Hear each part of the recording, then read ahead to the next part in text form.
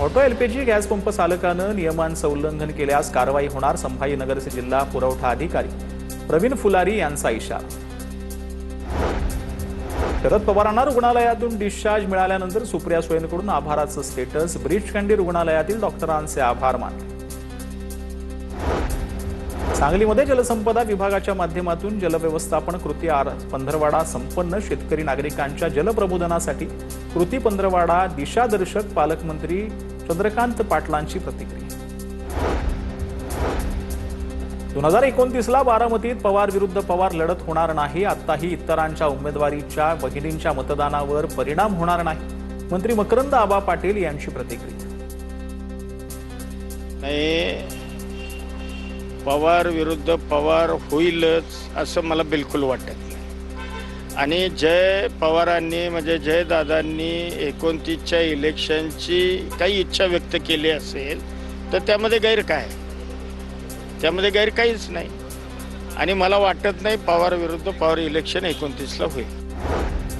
जुनी पेन्शन लागू करण्याच्या मागणीसाठी सोलापूरच्या करमाळ्यामध्ये शासकीय कर्मचारी संपावर आहेत. संप तिसऱ्या दिवशीही सुरूच आहे. तहसील आणि दुय्यम निबंधक कार्यालय बंद असल्यानं नागरिकांची कामं ठप्प आहेत. संपावर तातडीनं तोडगा काढून प्रशासकीय कामकाज पूर्ववत करण्याची नागरिकांची मागणी. यवतमाळमध्ये अवैध गॅस सिलेंडर साठ्यावर ठार झालेली आहे. 30 सिलेंडर जप्त करत तिघांवर गुन्हा दाखल करण्यात आलाय. धामणगाव रोडवरील सूरजनगर परिसरात पुरवठा विभागाची कारवाई आहे. एकूण 75,000 रुपयांचा मुद्देमाल जप्त करण्यात आला. कुडाळ तालुक्यातील मानगाव शिवारामध्ये अवकाळी पावसाची हजेरी आहे. कुडाळसह सावंतवाडी तालुक्यात अवकाळी पावसाच्या सरी कोसळल्यात. जिल्ह्याच्या सह्याद्री पट्ट्यामध्ये पावसाचा जोर पाहायला मिळतो. अचानक आलेल्या पावसामुळे सर्वांचीच तारांबळ उडाली. महाडमध्ये अवकाळी पावसाची जोरदार बॅटिंग पाहायला मिळते. अचानक आलेल्या अवकाळी पावसानं महाडकरांची तारांबळ उडाली आहे. महाडसह आसपासच्या गावांमध्ये अवकाळी पावसाचा जोरदार सरी पाहायला मिळतात.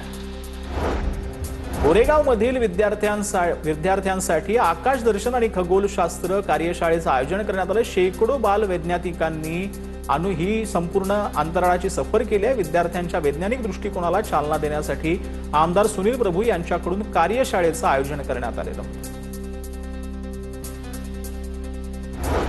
काँग्रेसचे माजी प्रदेश उपाध्यक्ष हिदायत पटेल हत्याकांडातील संशयित आरोपी राजू बोचे याला अटक करण्यात आलेली आहे. नागपूर येथील रवी भवन येथून आरोपीला पकडण्यात आलं. आरोपीला अकोट येथे आणण्यासाठी अकोट पोलिसांचं टीम जी आहे ती नागपूरला रवाना झाली.